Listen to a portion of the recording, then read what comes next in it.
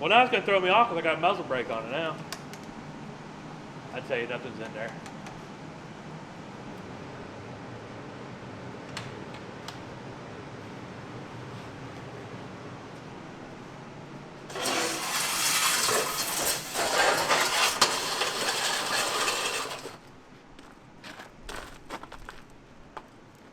I'm gonna grab some headphones.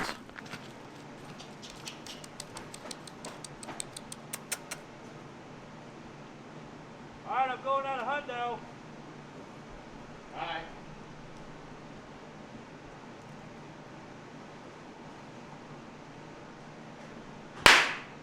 Okay, good Hey, deal. there's no bullet in it. Good deal. Okay, for all you guys watching, this is a CVA Endura Pro muzzleloader, and she's one bad mamma jamma. And I don't know nothing about muzzleloader, so Kyle, the old muzzleloader queen here, is helping me get this figured out.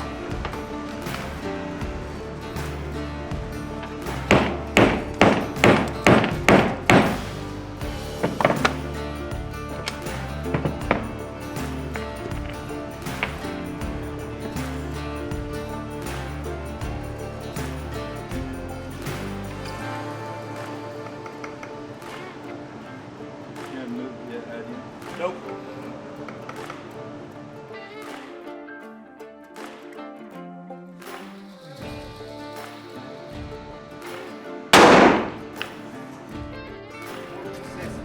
So that's low at 200 by a couple inches, and then it's high at a couple inches at 100.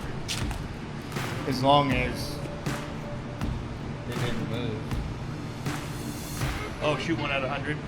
I'm gonna shoot one at 100, then I'm calling it good, and then I'll clean it after this weekend. Yeah. Because I'll be done with it. Well, I guess I still have a muzzleloader tag. Yeah. For the second weekend.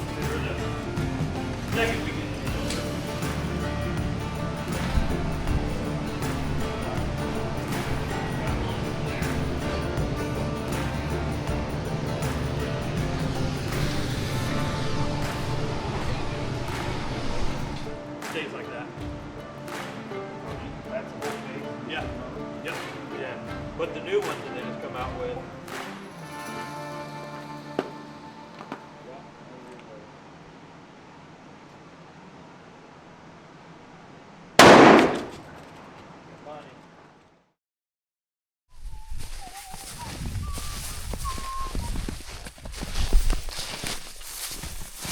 We got a new project, 65-acre farm. It was logged, I think 5 or 6 years ago. Other than that, it's not had anything done to it. There's a guy that's got a little food plot over here that we're gonna go pull some soil samples on. We've been struggling with it this past season, but we're going to kind of walk you guys through the process of how we're gonna develop this place, which it's kind of goofy because it's creek bottom. There is a ridge in it, there's a creek system, so it shouldn't be too hard, but we've got a lot of TSI work to do in here. I can already see, and we're 100 yards into the farm. We're gonna walk it, take you guys along for the journey and show you how we are gonna transform this raw piece into hopefully something really special for this guy. We just need to get some sunlight on the forest floor, which, like I said, this is creek bottom. There's quite a few times in the spring, this baby is like 6 foot underwater, so that's the only hard part about the food plots, but we've had really good luck just doing clovers and this stuff, or just waiting till, you know, August, September, your drought months, and coming in and putting fall plots in this stuff. But we're getting close to the ridge where the creek meets it, so it's gonna be a huge pinch. Kicked up a coyote. Place is a mess. So game plan, what we're thinking. We're gonna TSI this farm, crop tree release, so that way we can manage the timber for years ahead and for habitat. And then I would say March, depending on how wet it is, we are going to burn this farm. So we're gonna have to put a barrier, which will bring the skid steer and fecon head in, and we'll probably do like 2 paths wide all the way around, so then we have a fire break. But we're gonna light this whole farm on fire. 65 acres will light it all, and we'll take you guys along for that too. But there's a lick of branch. But we'll do that, And probably this winter, once we figure out where exactly we want to put the food plots, I'm thinking we'll probably just do like, there's already one, and it's like 2.5 acres. And then the second one, we'll do back over here on this side, probably a clover, chicory. And then depending on what we come across in here, we might go ahead and do a third one, which we'll just do that as a fall blend, you know, your brassicas. I don't want to risk trying to put beans down here or grain in general.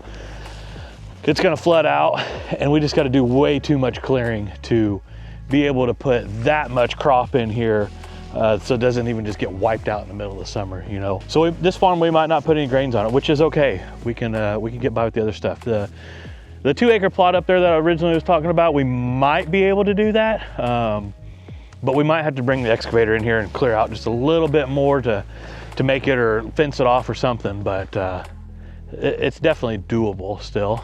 If we do a crop, I think we'll do corn in it. We did a couple corn plots. They're performing very, very well. You know, Illinois, we can't bait deer here, so we have to plant the corn, but for some reason, we can take a bush hog in it, and we can bush hog it, or disc it under, or whatever, which makes 0 sense, but you know what? I'm not complaining, because you want to talk about a freaking honey hole. Whenever it gets cold, like today, it's like 20 degrees. We're in our second firearm season right now. Mornings have been really slow, but afternoons, evenings have been dynamite. We've been hunting over a couple shelled cornfields, and they've done extremely well. I think I counted like 42 deer last night. Buck that I'm after, it didn't come in, but of course, you know, that's usually the way it goes. So we're walking this farm, and then we're gonna head back to the woods. So we'll keep you updated. All right, so we just finished up walking this farm. We kind of got a game plan. We're gonna come in here and TSI this first, and then this late winter, early spring, we're gonna do a burn plan on this. And then we've got 2 spots picked out for food plots, and we'll go more in depth with that after we're done with those 2 projects as the time gets closer. And we'll kind of explain what food we're gonna put in here and why, because you remember, this is creek bottom, springtime, this will flood. We could probably bring the wakeboard boat out here sometimes and do a little bit of skiing. That's how deep it gets down here. So we're gonna start drawing this up on paper. We'll keep you guys updated as we start this project, but we wanted to give you guys an update that we've got another project, and I think we're gonna have another one here real soon, so stay tuned.